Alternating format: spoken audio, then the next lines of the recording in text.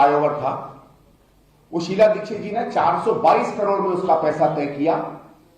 मैं ईमानदार हूं, मैंने उसको 297 करोड़ में बनवा दिया। इसी तरह उन्होंने कहा कि मंगोलपुरी से मधुबन चौक का 423 करोड़ का शीला जी ने एस्टिमेट किया। मैं ईमानदार हूं, मैंने उसे 323 करोड़ में बनवा दिया।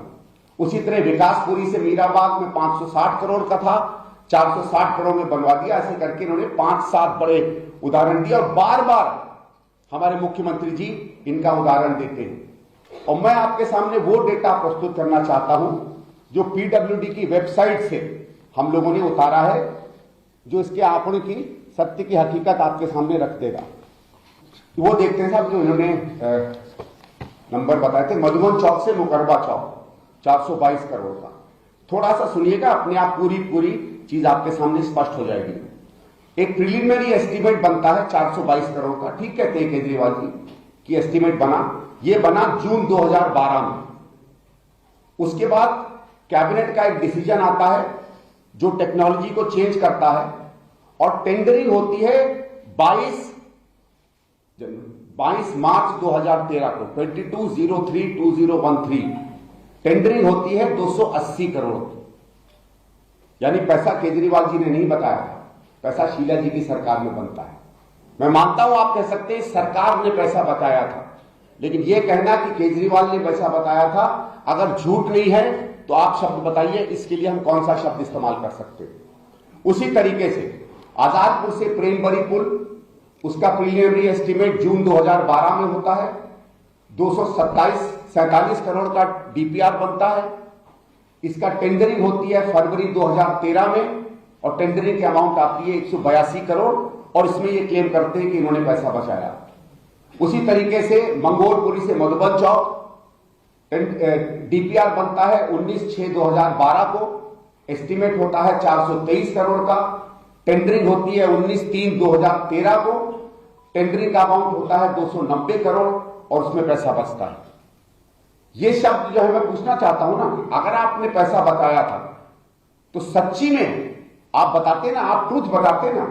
इस तरीके का एक नहीं, कम से कम 100 झूठ जो है हमारे मुख्यमंत्री जी बोल चुके हैं। हमें समझ नहीं आता है कि जो आदमी इतना खुलेआम झूठ बोलता है उसके बारे में हम क्या कर सकते हैं। एक लिस्ट दीजिएगा, वो लगाइएगा जरा मैम, वो लिस्ट जो है फ्लाईओवर्स की।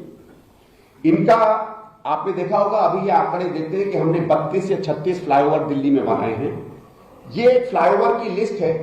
विजेंद्र गुप्ता जी ने एक सवाल पूछा था असेंबली में कि कितने फ्लाईओवर आपकी सरकार ने बनाए हैं। आप ये लिस्ट देख लीजिएगा, पता नहीं ये लिस्ट आपके सामने ये साफ है कि नहीं है। इस लिस्ट का मेरे पास कॉपी थी, उसमें कुछ बातें आपके सामने पढ़ना चाहता हूं। अगर आप इसमें देखेंगे कि आप इसके 2, 3, 4, 5, 6, 7, 8 को आप पढ़िएगा तो 2 है रैंक ए, 3 है रैंक बी, 4 है रैंक सी, 5 है रैंक डी, 6 है रैंक ई, 7 है रैंक एफ, 8 है रैंक जी। ये पहली बार मैंने सुना है कि फ्लाईओवर में जो रैंक चढ़ते हैं वो अलग से फ्लाईओवर गिने जाते हैं। कल को मैं अगर अपने घर में 2 सीढ़ी बना दूं और क्लेम करूं कि मेरे पास 2 घर हैं तो ये तो नया अजूबा है। ऊपर चलिए, इसको थोड़ा नीचे, इसको बड़ा करिएगा, थोड़ा नीचे का बड़ा करिएगा। फिर देखिए आप 22 नंबर, 23 नंबर, 24 नंबर और 25 नंबर, ये 5 ब्रिज हैं। दुनिया में कहां से ब्रिज फ्लाईओवर बन गए मुझे नहीं समझ में आता है। फिर एक और मैं आपको आंकड़ा देता हूं, थोड़ा सा ऊपर चलिए, थोड़ा 13 नंबर पढ़िए जरा।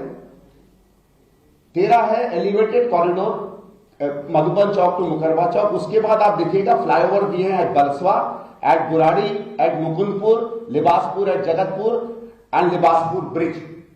मैं आपको एक कागज दूंगा, अगर आप लोग देखिएगा, ये कागज है पीडब्ल्यूडी की वेबसाइट से निकला है। ये है जो इनके वर्क डिटेल्स होते हैं। Comprehensive development of corridor outer ring road between Mukarba Chowk to Wazirabad Chowk. एक फ्लाईओवर है, इसके सब कंपोनेंट नीचे दिए हुए हैं। मैं बढ़ता जाऊंगा, आप वो लिस्ट को जरा बड़ी करिए, वापस जाइए, उस लिस्ट को बड़ी करिए, बड़ी करिए इसको। अब आप नीचे ये देख लीजिएगा, इसी के सब कंपोनेंट्स हैं। Burari flyover, Libaspur bridge, Bhalswa flyover, Mukundpur flyover, Mukundpur loops. अगर आपने काम नहीं किया है तो झूठ बोलने की क्या जरूरत है? मैं सीधे सीधे यहां इल्जाम लगा रहा हूं, और मैं माफ करिए बड़ा स्ट्रॉन्ग शब्द यूज कर रहा हूं, लेकिन मुझे पूर्व मुख्यमंत्री जी के लिए इसके अलावा कोई शब्द नहीं इस्तेमाल करते हैं। अंग्रेजी में एक शब्द है पैथोलॉजिकल लायर, आदतन झूठ बोलने वाला व्यक्ति। और पैथोलॉजिकल लायर का अंग्रेजी में कहा जाता है जो जानबूझकर आदतन अपने व्यक्तिगत फायदे के लिए हमेशा झूठ बोलता हूं। मैं उन पर सीधे सीधे कहता हूं, और ये सिर्फ यहां नहीं है, ये तमाम और चीजों में मैं आपको बहुत लंबे उदाहरण नहीं दूंगा, प्रेस कॉन्फ्रेंस बहुत लंबी हो जाएगी। लेकिन जब आप चाहेंगे, इसलिए मैं पिछले 2 महीने से, उसके पहले कई दिनों से चैलेंज कर रहा हूं, और जितने मेरे मीडिया के मित्र हैं, प्रेस के मित्र हैं, आप सबसे मैं आशा करूंगा कि अरविंद केजरीवाल जी से कहें कि मेरे बगल की कुर्सी में बैठ जाए, सरकारी आंकड़े लेकर आए, कहानियां नहीं, सरकारी आंकड़े लेकर आए, उन्हीं के दस्तावेज लेकर आए, और आमने सामने बैठे उन्हीं के दस्तावेजों से मैं साबित कर दूंगा किस तरीके से विकास का उनका पूरा ढांचा झूठ का झूठ है। एक छोटा सा नंबर तो आपने सुना होगा, वो कहते हैं कि हमने 100% लोगों को पानी दे दिया। उसी दिन उनकी रिपोर्ट निकलती है जो कहती है कि केवल 93% लोगों के पास इस दिल्ली में पानी जा रहा है। हर आंकड़े में आप 93% कहिए ना, क्या गलत बात है। फिर हम आते हैं शिक्षा के क्षेत्र में, जिसको ये मानते हैं कि मैंने बहुत बढ़िया और बेहतरीन काम किया है शिक्षा में। अनूप, शिक्षा की फोटोज पे आप आ जाना। मैं पहले ये बताता हूं, ये कोई भी आप किस तरीके से आपने इंफ्रास्ट्रक्चर अच्छा किया उसकी हकीकत तो हम बाद में आएंगे, इनके हम केवल आंकड़ों पर आते हैं। ये कहते हैं कि हमने क्रांतिकारी परिवर्तन किया, और 12वीं में पास परसेंटेज में हमने क्रांतिकारी काम किया। अंततः अगर हम पास नहीं होंगे और रिजल्ट अच्छे नहीं आएंगे तो कोई भी शिक्षा व्यवस्था अच्छी नहीं मानी जाती। दूसरा, शिक्षा व्यवस्था तब अच्छी मानी जाती है, वो स्कूल अच्छा माना जाता है जिसमें बढ़ चढ़ के बच्चे जाएं। तो पहला इनका मैं सवाल पूछता हूं, ये कहते थे, आपने देखा होगा कि बढ़ चढ़ के लोग हमारे यहां आते हैं, और मैं आंकड़ों में आपको अभी तो नहीं बताऊंगा। जब शीला जी की सरकार हारती है तो दिल्ली में करीबन 16,40,000 बच्चे थे total enrolment in Delhi government schools. अगर 8 लाख थे जब उनकी सरकार आती है, 16,40,000 थे जब उनकी सरकार को आप लोग हरा देते हैं।